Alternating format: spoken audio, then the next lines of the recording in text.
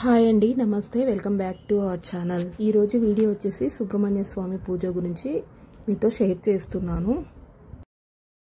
ఈ సుబ్రహ్మణ్య స్వామి పూజను పెళ్ళి ఆలస్యమైన, పెళ్ళయి సంతానం కోసం ఎదురు చూస్తున్న వాళ్ళైనా, ఆరోగ్య విషయాలకైనా, కుటుంబ విషయాలకైనా, ఆర్థిక విషయాలకైనా ఈ సుబ్రహ్మణ్య స్వామి పూజను చేసుకుంటూ ఉంటారు. ఈ పూజ వచ్చేసి మంగళవారంతో స్టార్ట్ చేసి ఎన్ని మంగళవారాలు వీలైతే అన్ని మంగళవారాలు చేసుకోవచ్చు. లేదంటే ఒక 16 మంగళవారాలని స్వామి దగ్గర మొక్కుకొని చేసుకోవచ్చు. జనరల్గా ప్రతి గుడిలో వేప చెట్టు, రావి చెట్టు కలిసి ఉండే చోట నాగప్రతిష్ఠ చేసి ఉంటుంది కదా, అక్కడ ఉన్న జంట నాగులకైనా కావచ్చు, సర్పరూపంలో ఉన్న విగ్రహానికైనా కావచ్చు, మనము పూజ చేసుకోవచ్చు. ఇప్పుడు సుబ్రహ్మణ్య స్వామి వారిని శుభ్రమైన వాటర్తో కడుక్కోవాలి. ఎందుకంటే ఇంతకుముందుకు పూజ చేసుకున్న వాళ్ళు పసుపు బొట్లతోటి పూజ చేస్తారు కదా, మనం పూజ చేసుకునేటప్పుడు స్వచ్ఛమైన వాటర్ తోటి శుభ్రంగా స్వామివారిని కడుక్కోవాలి. ఈ పూజ ఆడవాళ్ళే కాకుండా మగవాళ్ళైనా కూడా చేసుకోవచ్చు. భార్యాభర్తలు చేస్తే ఇంకా చాలా మంచిదంటండి. ఇక్కడ గుడిలో చాలామంది వచ్చి చేస్తూ ఉంటారు ఇలాగా. ఒక్కొక్కసారి మనకు కొన్ని రకాల బాధలు ఎందుకు కలుగుతున్నాయో కూడా అర్థం కాదు కదా. అలాంటప్పుడు మనము సుబ్రహ్మణ్య స్వామికి కనుక కొన్ని మంగళవారాలు పూజ చేసుకున్నట్లయితే గ్రహ దోషాల నుండి కొంతమేరకు ఉపశమనం ఉండవచ్చు.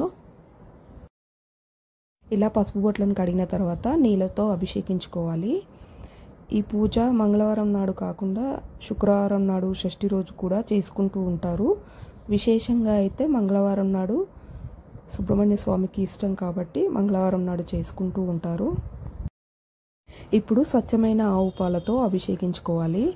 ఇలా పూజ చేస్తున్నప్పుడు మనము మన మనసు అనేది దేవుడిపై లగ్నం చేసి మన మనసులో ఓం వల్లి దేవసేన సమేత సుబ్రహ్మణ్య స్వామియే నమః అనుకుంటూ కానీ, సింపుల్గా సుబ్రహ్మణ్య స్వామియే నమః అనుకుంటూ కానీ పూజ చేసుకోవాలి.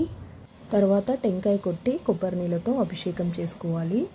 తర్వాత వాటర్తో మళ్ళీ పాలు, కొబ్బరి నీళ్ళు అంతా పోయే విధంగా స్వామివారిని అభిషేకించుకోవాలి. ముఖ్యంగా సుబ్రహ్మణ్య స్వామిని పార్వతీ పరమేశ్వర్ల తనయుడుగా కాను సకల శుభకారకుడు, సర్వదోష నివారకుడుగా చెప్తుంటారు. మనము నమ్మి కనుక భక్తితో పూజ చేస్తే తప్పకుండా ఫలితాలు వస్తాయన్నమాట. ఇప్పుడు పసుపును తీసుకొని స్వామివారికి ఎక్కడ తడి పొడి లేకుండా, గ్యాప్స్ లేకుండా విగ్రహం మొత్తము నీట్గా అలంకరించుకోవాలండి. ఇలా గ్యాప్స్ లేకుండా నీట్గా స్వామివారిని అలంకరించుకోవాలి. మన దగ్గర గంధం అవైలబుల్గా ఉంటే గంధంతో కూడా అలంకరించుకోవచ్చు. మన దగ్గర ఏది అవైలబుల్ ఉంటే దాంతో అలంకరించుకోవాలి.